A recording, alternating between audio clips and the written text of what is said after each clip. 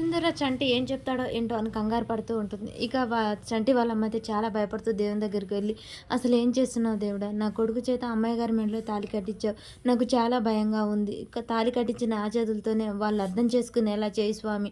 నా కొడుకుని ఆశీర్వదించు. నా కొడుకుకి ఎటువంటి ఆపద రాకుండా చూడు స్వామి" అని చెప్పేసి దండం పెట్టుకొని ఇక సంచిత అదురుకొని అయితే వస్తూ ఉంటుంది. "పదరా చంటి, ఎక్కడికమ్మా? పద, ఈ విషయం ఎమ్మటే చెంచలమ్మ గారికి చెప్పాల్సిందే" అని చెప్పగానే, "ఇప్పుడు ఎందుకమ్మా, 2 రోజులు అయినాక వెళ్దాం" అనగానే, "లేదురా, ఈ విషయంలో లేట్ చేయకూడదు. వెళ్ళి చెంచలమ్మ గారికి నిజమేంటో చెప్పాలి. అప్పుడే కానీ ఈ విషయానికి పరిష్కారం దొరకదు. అమ్మ, అసలు పెళ్ళి కానప్పుడు ఎందుకమ్మ అంత కంగారు పడుతున్నావు? చంటి, నీకెలా చెప్పాలిరా అర్థమయ్యేటట్టు? ఒక అబ్బాయి ఒక అమ్మాయి మెడలో తాళి కట్టాడంటే అది పెళ్ళేరా. అది ఎలా జరిగినా పెళ్ళే అవుతుంది" అని చెప్పగానే ఇక చంటి ఒకసారిగా వాళ్ళిద్దరికి పెళ్లి జరిగినట్టు పెళ్లి బట్టల్లో ఊహించుకుంటూ ఉంటాడు. "అమ్మ, నువ్వేం చెప్తున్నావు నాకు అర్థం కావట్లేదు" అని చెప్పేసి ఇంకా సింధూరనే ఊహించుకుంటూ ఉంటాడు. అలాగే చక్రం బాబాయ్ చెప్పిన మాటలు ఇవన్నీ చంటికైతే ఒకదాని వెనక ఒకటి గుర్తొస్తూ ఉంటాయి. మాంగళ్యం తంతునామ అనే మంత్రం పదే పదే వినిపిస్తూ ఉంటుంది. "అమ్మ, నాకేదో భయంగా ఉంది. నేను ఆపద్ధర్మంగా కట్టిన తాళి. ఈ విషయం అమ్మగారికి తెలిస్తే బ్రతకనివ్వదమ్మా. అమ్మగారు ఒప్పుకోరు. నేను ఆపద్ధర్మంగా కట్టిన తాళి అది నిజమే అని తెలిస్తే ఒప్పుకోరు" అని చెప్పేసి, "సింధూర, ఈ తాళిని ఏం చేయాలో నాకు తెలుసు. నీకు అవసరం లేదు" అని చెప్తుంది. ఇక చక్రం కూడా, "పెళ్ళేరా నీకు జరిగింది. నువ్వు అర్థం చేసుకో" అని చెప్పిన మాటలు ఇవన్నీ గుర్తు చేసుకుంటూ ఉంటాడు. "అమ్మ, ఇప్పుడు చెంచలమ్మ గారికి ఈ విషయం తెలిస్తే బ్రతకనివ్వదమ్మా" అని చెప్పేసి తను గన్ని గురిపెట్టిన విషయం గుర్తు చేసుకుంటూ ఉంటాడు. ఇది ఎలాగైనా సరే చెంచలమ్మ గారికి నేనే అర్థమయ్యే విధంగా నచ్చజెప్పాలి. వీళ్ళిద్దరికీ పెళ్లి జరిగిన విషయం చెప్పాలి అని చెప్పేసి ఇంక చంటి వాళ్ళ అమ్మ అయితే, "పదరా, ఇప్పుడే వెళ్దాం" అని చెప్తూ ఉంటుంది. ఇక సింధూర చాలా టెన్షన్ పడుతూ ఉంటుంది. చంటి ఏం చేస్తాడో, ఎక్కడికి వెళ్ళాడు, ఆళ్ళమ్మ తీసుకొచ్చి చెంచలమ్మకు నిజం చెప్పిస్తాడా అని చెప్పేసి భయపడుతూ ఉంటుంది. "సింధూర, ఇలా రామ్మా, ఇక్కడ కూర్చో" అని చెప్పేసి సింధూర అని పిలుస్తూ ఉంటుంది చెంచలమ్మ. సింధూర భయపడుతూ వచ్చి అక్కడే కూర్చుంటుంది.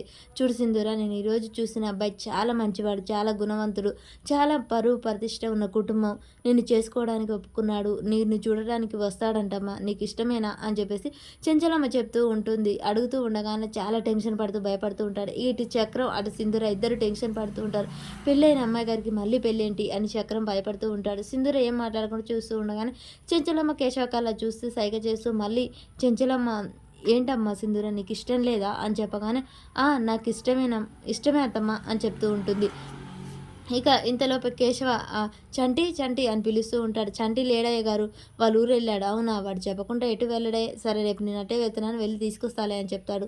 ఇక చంటి పొద్దున్నే తాళం వేసి, "అమ్మ, బస్సు వచ్చే టైం అయింది, తొందరగా వెళ్దాం రా" అని చెప్పగానే ఇక వాళ్ళమ్మ వాళ్ళిద్దరూ తాళం వేస్తూ ఉంటారు. వాళ్ళమ్మ అయితే ఆలోచిస్తూ ఉంటుంది. "నా బిడ్డకి ఎటువంటి ఆపద జరగకూడదు స్వామి" అని చెప్పి దండం పెట్టుకుంటుంది మళ్ళీ. ఇక కేశవ ఇంతలో వాళ్ళ ఊరికి వస్తాడు. ఈ చంటి వాళ్ళమ్మ ఇద్దరు బయటికి వెళ్తూ ఉంటారు. కేశవ అటు నుంచి వస్తుంటారు, వీళ్ళిద్దరు ఇటు నుంచి వస్తారు. వాళ్ళిద్దరు ఒకరొకరు చూసుకోకుండానే దాటేసి అయితే వెళ్ళిపోతారు. ఇంకా చంటి వాళ్ళ అమ్మ బస్ స్టాండ్ వైపు వెళ్తారు. కేశవ వాళ్ళ ఇంటికి వెళ్ళి తాళం వేసి ఉండడం చూసి గమనిస్తాడు. ఇక, "అత్త, ఏ ఊరు వెళ్తున్నారు" అనగానే, "మా చంటి పనిచేసే వాళ్ళ అమ్మగారింటికి వెళ్తున్నాను రా అమ్మ" అనగానే, "సరే అత్త, వెళ్ళరండి" అని చెప్తూ ఉంటాడు. ఇక ఈలోపే వాళ్ళ ఇంటికి వెళ్తారు. చంటి వాళ్ళ అమ్మని రాగానే సింధూర చాలా కంగారు పడుతూ వాళ్ళకి ఎదురొస్తుంది. ఈలోపే చెంచలమ్మ, "ఇంట్లో వాళ్ళందరూ ఏదో సార్ కరెక్ట్ టైంకి వచ్చారు. మన సింధూరకు తొందరలోనే పెళ్లి జరగబోతుంది. ఈ టైంలో మీరు ఇక్కడ ఉండడం చాలా సంతోషంగా ఉంది" అని చెప్తూ ఉండగానే, "చంటి, పనిలో పని నువ్వు కూడా ప్రేమించిన అమ్మాయి పేరేంటో చెప్పు, తీసుకొచ్చి పెళ్లి చేస్తాను." "అదేంటమ్మా, చంటికి పెళ్ళి అయింది కదా, మళ్ళీ పెళ్లి చేయడం ఏంటి" అని చెప్పగానే, "అవునా చంటి, మాకు తెలియకుండా పెళ్ళి ఎప్పుడు చేసుకున్నారా? ఎవరి మెడలో తాళి కట్టావు" అని చెప్పేసి అనగానే ఆ అమ్మాయి, "చంటి వాళ్ళ అమ్మ, నీ కోడలు సింధూర మెడలోనేనమ్మా" అని చెప్పేసి అంటాడు. ఒక్కసారిగా ఆ మాట విన్న చెంచలమ్మ, ఇంట్లో చాముండి, భవతి, రేణుక, రవిబాబు అందరు షాక్ అయితే చూస్తారు. మరి ఈ విషయం తెలుసుకున్న చెంచలమ్మ చంటిని చంపే